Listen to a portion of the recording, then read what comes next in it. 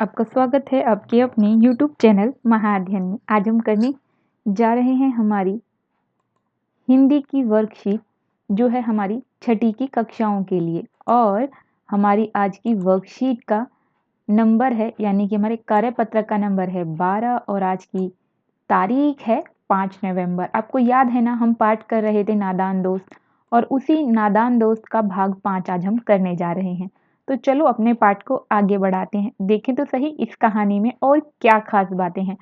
आपको याद ही होगा कि श्यामा और केशव चिड़िया के अंडों को सुरक्षा प्रदान करना चाहते हैं और इसीलिए वो बिना बताए पूरी योजना के साथ अपनी माता के सोने पर कमरे से बाहर निकल जाते हैं और फिर चिड़िया के अंडों के पास दाना पानी रखते हैं, अंडों को कपड़े की गद्दी पर रखते हैं और साथ में टोकरी से छाया कर देते हैं। और अब हम बढ़ रहे हैं आगे, तो चलो शुरू करते हैं।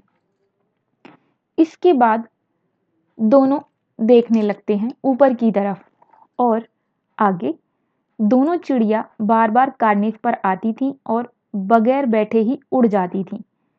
केशव ने सोचा हम लोगों के डर से नहीं बैठती।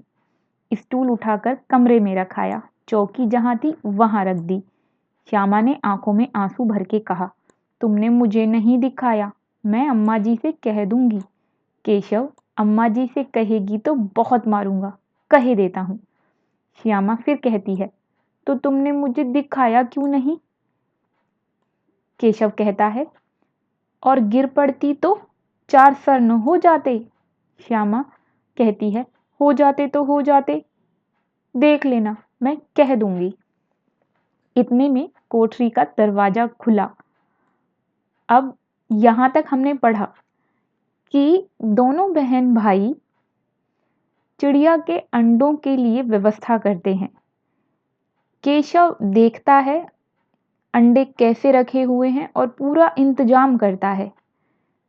श्यामा चाहती है कि वह भी अंडों को देखे और बार बार केशव से प्रार्थना करती है कि एक बार बस अंडे दिखा दे।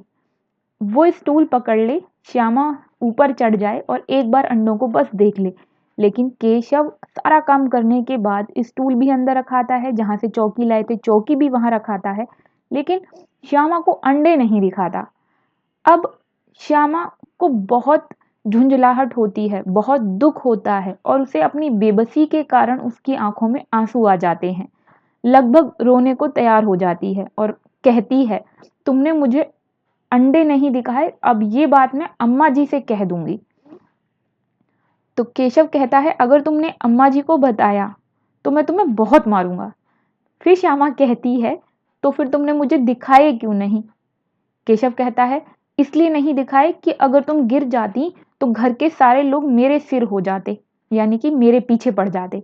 तो फिर श्यामा कहती है, पड़ जाते तो पड़ जाते, देख लो, क्योंकि तुमने मुझे अंडे नहीं दिखाए इसलिए अब मैं कह दूंगी। इतने में होता क्या है कि कोठरी का दरवाजा खुल जाता है। कौन सी कोठरी का? जिसमें अम्मा जी सोई हुई थी, जिसमें से ये दोनों बाहर निकल कर आए थे उनके सोते हुए की स्थिति में। अब आगे पढ़ते हैं। दरवाजा खुलता है और माँ बाहर आकर कहती हैं, आंखों को धूप से बचाते हुए कहती हैं, क्योंकि आपको पता है जब हम सोकर उठते हैं और फिर धूप में जाते हैं तो आंखों पर वो रोशनी इतनी तेज पड़ती है कि हमें कुछ दिखाई नहीं देता और हमारी आंखें चुंधने आने लगती हैं। तो वो अपनी आंखों को बचाते हुए कहती हैं केशव और श्यामा से, तुम दोनों बाहर कब निकल आए? मैंने कहा था ना कि दोपहर को न निकलना। किसने किवाड़ खोला? किवाड़ केशव ने खोला था, लेकिन श्यामा ने माँ से यह बात नहीं कही। उसे डर लगा कि भैया पिट जाएंगे।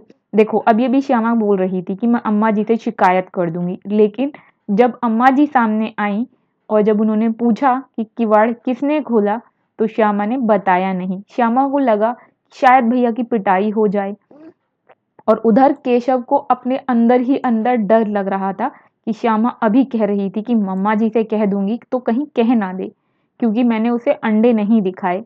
अब क्योंकि उसे अंडे नहीं दिखाए थे, इसीलिए केशव को अब श्यामा पर बिल्कुल भी भरोसा नहीं था कि वह इस बात को छुपाएगी। लेकिन श्यामा सिर्फ मोहब्बत के मारे चुप थी, या फिर इस कसूर को करने में वह केशव की बराबर की हिस्सेदार थी, इसलिए चुप थी। इस बात का फैसला करना बड़ा ही मुश्किल है कि श्यामा केशव से भाई से प्यार करती है इसलिए चुप है, या वो इस डर से चुप है कि क्योंकि मैंने भी इस काम में भाग लिया है तो कहीं भैया के साथ मेरी भी पिटाई ना हो जाए। ये बता पाना इस वक्त बड़ा मुश्किल था, लेकिन जो भी था श्यामा ने बताया नहीं, वो चुप रही।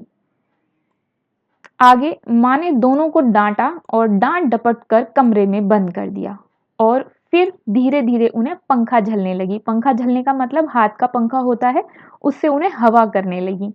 क्योंकि अभी सिर्फ 2 बजे थे, यानी कि दोपहर का समय था, तो अभी सो सकते थे और बाहर बहुत तेज लू चल रही थी।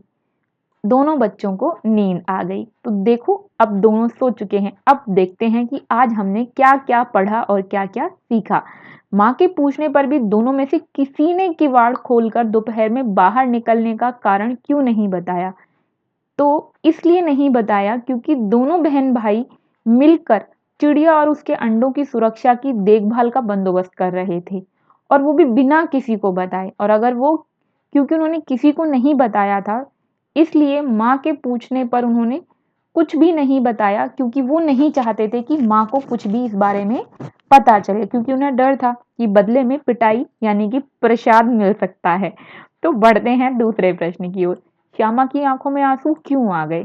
तो श्यामा की आंखों में आंसू इसलिए आ गए थे क्योंकि वह अंडे देखना चाहती थी, और वो इतनी बेबस थी कि खुद चौकी या स्टूल पर चढ़कर नहीं देख सकती थी। जब तक केशव स्टूल नहीं पकड़ेगा तब तक वो ऊपर नहीं चढ़ सकती थी, और केशव ने ऐसा नहीं किया, वो स्टूल और चौकी दोनों रख कर आ गया। तो इसलिए श्यामा की आंखों में इसलिए आंसू आ गए क्योंकि वह बहुत बेबस थी। तो ये है आपका छोटा सा उत्तर।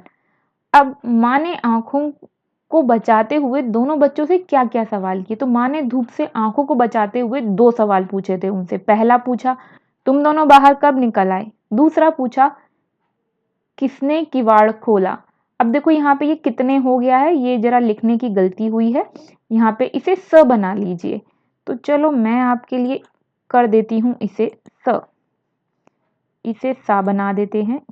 किसने किवाड़ खोला, इसे सही करके किसने लिख लीजिएगा। ये ठीक से स भी नहीं लिखा जा रहा है, अब इसे सही करके लिखिएगा, किसने किवाड़ खोला। तो अब बढ़ते हैं चौथे प्रश्न की ओर। माँ के अचानक आ जाने के कारण केशव क्यों डर गया? केशव इसलिए डर गया क्योंकि उसने श्यामा को अंडे नहीं दिखाए, और अम्मा से कह दूंगी ये बात वो बार बार कह रही थी, तो उसे डर लग रहा था कहीं श्यामा बता ना दे कि हम कमरे से बाहर क्यों आए हैं। तो ये रहा इसका उत्तर कि अगर केशव की चोरी पकड़ी जाती तो खूब पिटाई होती। क्या आपके साथ भी कभी ऐसा हुआ है कि आपने कोई काम छुप कर किया हो और आप पकड़े जाते हैं? तो जहाँ तक मैं जानती हूँ सब बच्चों के साथ ऐसा कभी ना कभी होता है। कभी तो इसलिए होता है कि हम चुपचाप घर से बाहर निकल जाते हैं और इंतजार करते हैं कब मम्मी सोए और कब हम घर से बाहर निकले, और पकड़े जाते हैं। उसके बाद डांट भी लगती है, कभी कभी प्रसाद भी मिल जाता है। प्रसाद मतलब आप समझ ही गए होंगे, एक आध चांटा वगैरह वगैरह। और कभी कभी घर में कोई सामान आता है, मम्मी कहती है अभी नहीं खाना, इसको बाद में खाएंगे, बांट कर दूंगी, या इसकी पूजा करने के बाद दूंगी, कुछ भी इस तरह की कोई बात कहती हैं। या वो कहती हैं कि इस सामान को ज़्यादा मत खाना, पेट खराब हो जाएगा, लेकिन उसे फिर भी हम चुरा कर खा लेते हैं और पकड़े जाते हैं, क्योंकि घर में कोई सामान आए तो माँ को पता चलेगा ही। तो इसका उत्तर है ये, आपके लिए लिखा गया है। आगे बढ़ने से पहले मैं आपसे छोटी सी रिक्वेस्ट करना चाहती हूँ। माय डियर स्टूडेंट, मेरे प्रिय विद्यार्थियों, मैं उम्मीद करती हूँ आपको ये वर्कशीट समझ में आती होगी, आपको आपका पाठ स्पष्ट होता होगा, आपको इन प्रश्नों को करने में मदद मिलती होगी, और वो सब इस वीडियो की मदद से।